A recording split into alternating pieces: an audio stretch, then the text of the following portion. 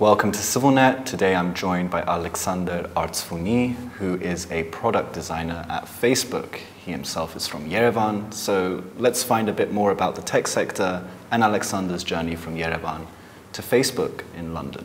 So Alexander, thank you very much for your time. Thanks for having me. So to start off, can you tell us a bit about your roots, where you're from? So originally, I grew up in Yerevan. I went to school here. And I even started my first university, my first degree, which I didn't finish. It was in journalism. But then at some point, I was kind of very inspired about technology and building and designing websites. So I decided to kind of switch my career and just focus on learning web design. And now you're working for Facebook in London. How long have you been in London? And also, you had another milestone in your life, which was working for Farfetch. So can you tell us a bit about that company and what that was like as a milestone in your life? Sure. So I think I've been in London for about 15 years already. It's been a while, but I guess Farfetch for me was really important milestone, reaching, I guess, higher level of professionalism and operating as a product designer.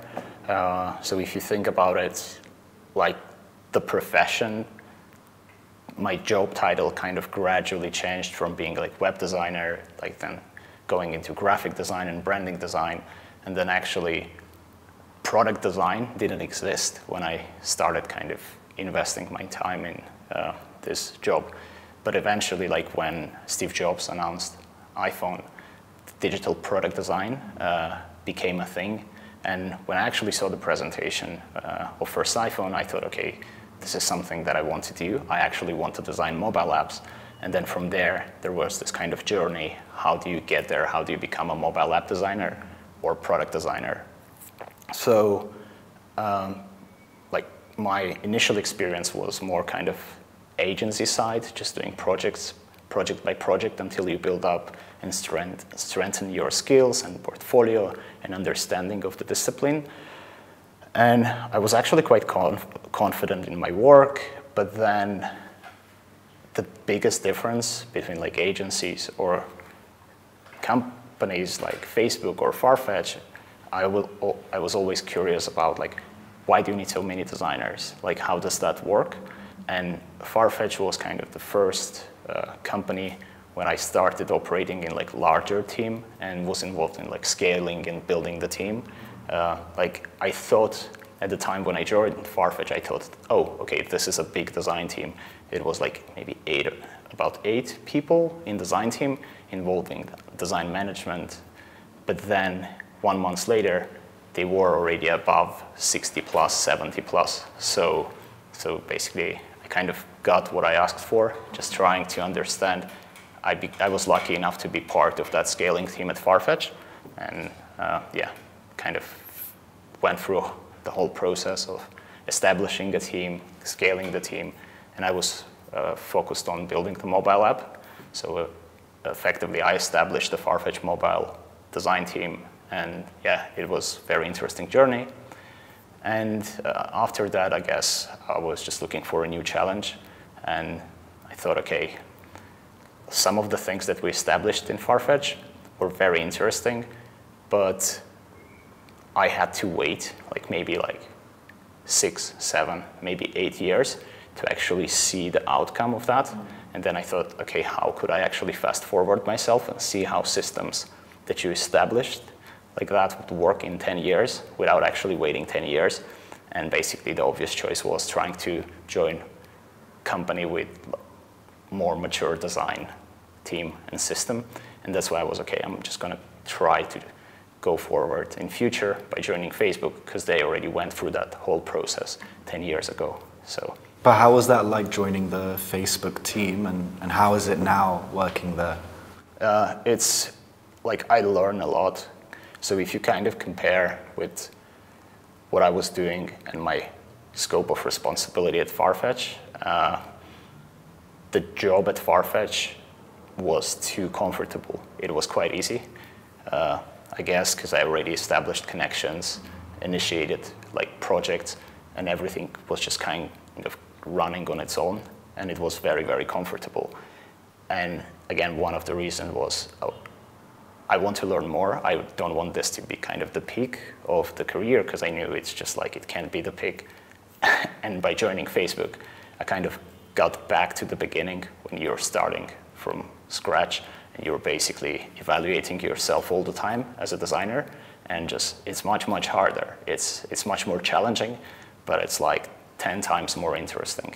But it's quite a high intensity job. Yeah. So it's like, yeah, you have to perform to your best and you have to challenge yourself. And yeah, and so I'm enjoying it. Yeah, it's quite, it's intense, but I learn, I guess like, it would be fair to say that within the last 6 months, I learned like much more than I learned like in the last 2 years prior to that. And are there any other Armenians you meet at Facebook? I'm curious about the Armenian connections you might get. That's an interesting aspect, because like while working like in companies abroad, I didn't meet like too many Armenian colleagues, let's say. So there is a community, diaspora, but like usually you don't meet too many Armenians within your like professional industry or skills. It's quite rare. But yeah, Facebook was quite different, because it's a very diverse and bigger company, and actually I was kind of greeted by, I started remotely, so like I joined during COVID, but like on my joining day I actually had like Armenian group arranging like a virtual lunch just to greet me, which was like incredible, like just to see so many Armenians actually working together as colleagues and like being welcomed by them. So that was cool. And they were Armenians from different places around the world? Yeah, from different offices. And like, obviously, there are actually quite a few who are based in London. They're all from different backgrounds. So like you have some people, engineers from Yerevan, but also like you have colleagues from California. And Armenia has also been spotlighted by many as like a future probable Silicon Valley of the Caucasus, some people say. The IT sector and tech sector is spoken about a lot. I'm curious what you think as someone who works at Facebook when you see Armenia's tech sector. Are there any recommendations you would have? Are there things you find strengths or weaknesses of the sector that you notice? So I think the role of Armenia as a kind of potential tech hub is a bit exaggerated, but there's definitely great things happening here. So like I'm actually like super inspired and like about Armenian tech, and I'm trying to network as much as possible. So that's why I actually travel to Yerevan quite often. And like my goal is just like meet people in tech, meet people in design, and people usually ask me like, why are you doing this? I'm like, I just want to build connections. I want to know them. I'm trying to understand what problems they face and so on, and I just want to see if I could help one day. But again, like some people even offered me like, hey, let's organize like courses, like commercial courses, and I'm like, I don't think I'm going to do that. So like I do talks, public talks here, but they're not really, I wouldn't even call them events. Like I'm keeping them quite casual. I'm just like, hey, let's just hang around. Let's talk together. I would like to ask questions about you, and you can ask me questions about myself. So I'm networking a lot. I'm super inspired by quite a few. I guess we have few successful stories who are building up. I don't think they have reached the cultivation of their story yet, but like I love Pixar, I love team at Pixar, and what they're doing is like kind of good. Crisp is another startup. I was Podcastle, great startup. I visited their office just I think yesterday. Who else? There's definitely more. I don't want to miss anyone out, but yeah. When you talk about, however, the idea of a future tech hub being exaggerated, do you think that there are any factors that are the reasons for this? It's like, if you think about it, like realistically on a scale, we maybe only have like 4 or maximum 5 promising startups, and none of them have actually yet like reached the peak or cultivation. They're building up. There's lack of resource. I see a huge lack of resource, and that's not just in Armenia. That's like a global problem, human resource. And although we have engineering, we have very strong engineering schools, we actually lack design schools. Okay, we can get into the design part in a second. So we had this great generation of engineers. Many of them kind of, let's say, graduated and progressed and like just moved to other countries. And like, so that's why many of them work at Facebook, Google, and so on.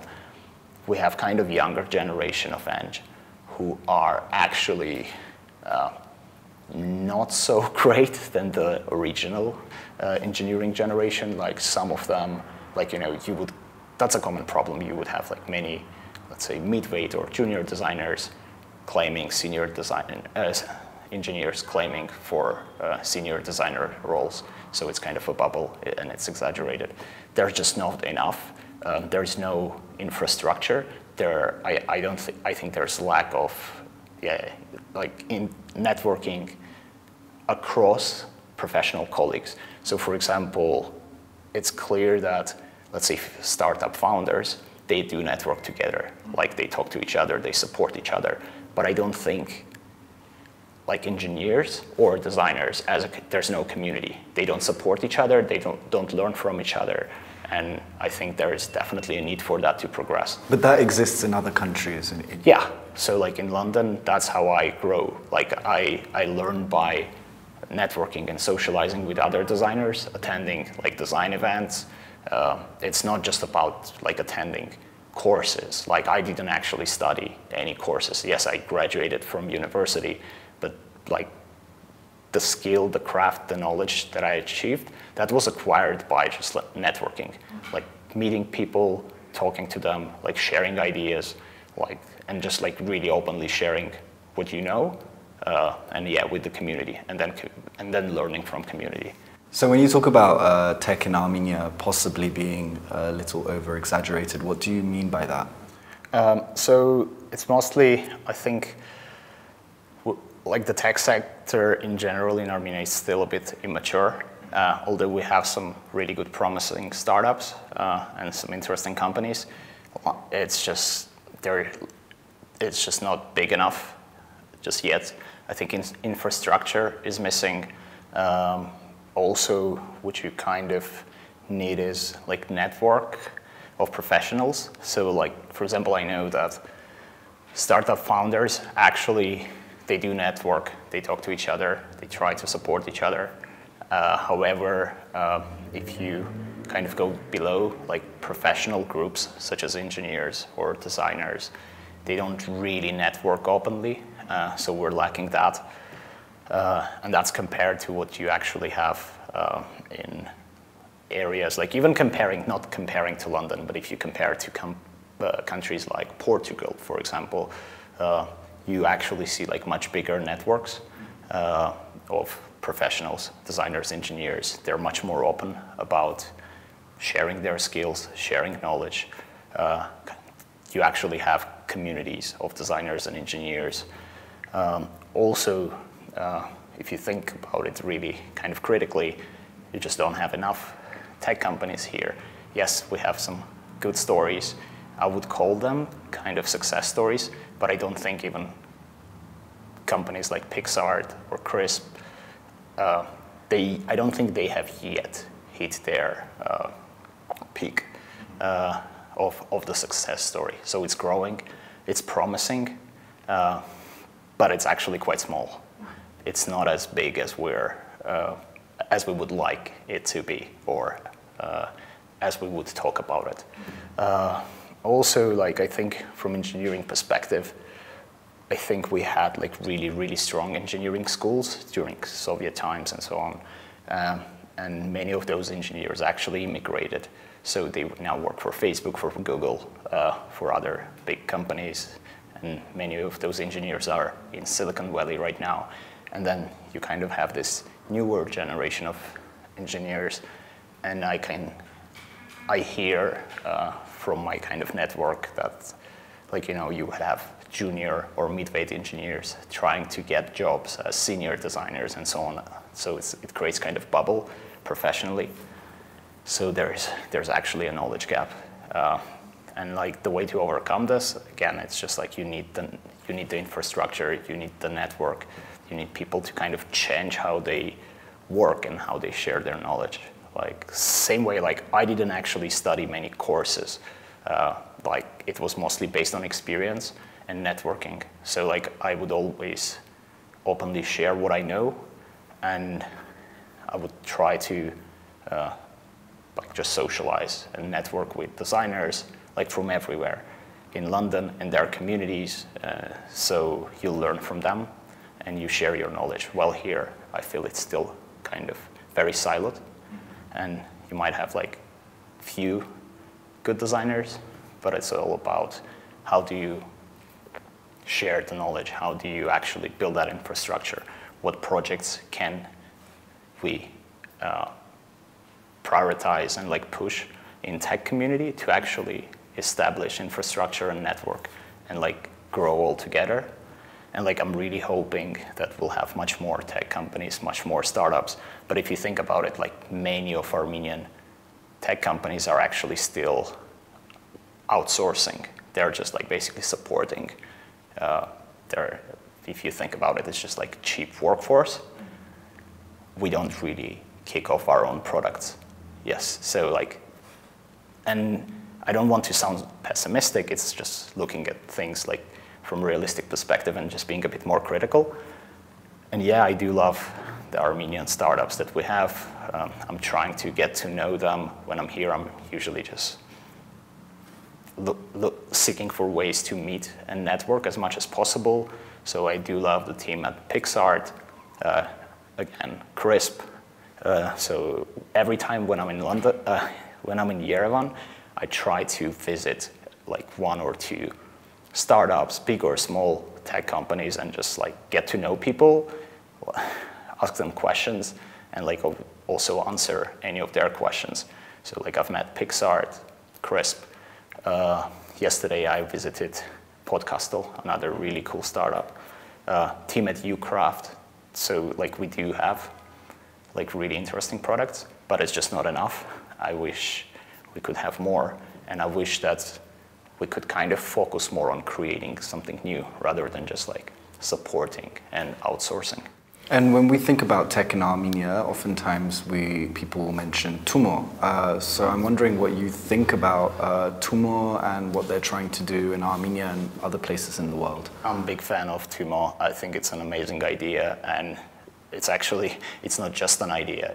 They're executing it really well. They're scaling it well. So myself, I volunteer to like run workshops at least once a year. So I would travel to Yerevan and just spend maybe 2 weeks teaching a workshop at Tumor. I had to do one remotely during COVID, which was great. But again, I think it's so promising, and I really, really believe in this new generation of kids. Very bright, very open. They think, I guess the way they think kind of differs from my generation, which was like mine. I grew up during 90s, like with like no electricity and so on and so on. So I feel like our generation is kind of slightly damaged by that. But like, yeah, I'm super inspired by Tumor kids, and yeah, it's just great to work with them really and collaborate with them. And Tumor is an amazing project, and also just the idea that they're trying to bring volunteers from abroad, like people who are best in their field, and just spend time and share knowledge with kids in Armenia, in Yerevan, Gyumri. It's kind of like the networking aspect, yeah, which you said was it's building lacking. that up. I feel that kids from Tumor, they're much more open for networking. That's what they learn, and yeah, Tumor is great. I just wish we could have more projects like that. And finally, with the COVID-19 pandemic, people have been speaking about the future of tech, especially with working remotely, working in other countries remotely. So I'm wondering how you think tech is changing, how you think that may even affect Armenia, and also how the pandemic may have affected it in the grand scheme of things. Yeah, definitely pandemic accelerated it. So we were kind of already there, but due pandemic, you kind of just had to speed up. Like I started my role at Facebook like remotely. So I was working for almost 1 year, and I never met anyone from my team in person. But still, like we had to figure out how to work. I think it's harder. I'm not a big fan of remote work. I prefer personal contact, and like I think it's just, for me, it works more productive. I love meeting people in person, and you can just kind of build the communication better. You can build the understanding much better in person. But I think as we progress, we'll be getting more and more tools that will make the virtual communication closer to real world. And obviously, with technologies such as VR and AR, there's like a lot of exciting things happening. And yeah, VR experiences are incredible. It's really fun, although I guess maybe right now it still sounds like a bit of a sci-fi thing, but I do believe that it's going to become bigger quite soon. So. Well, Alexander, thank you very much for your time. Thank you. Thanks for inviting me. And thank you for joining us on CivilNet.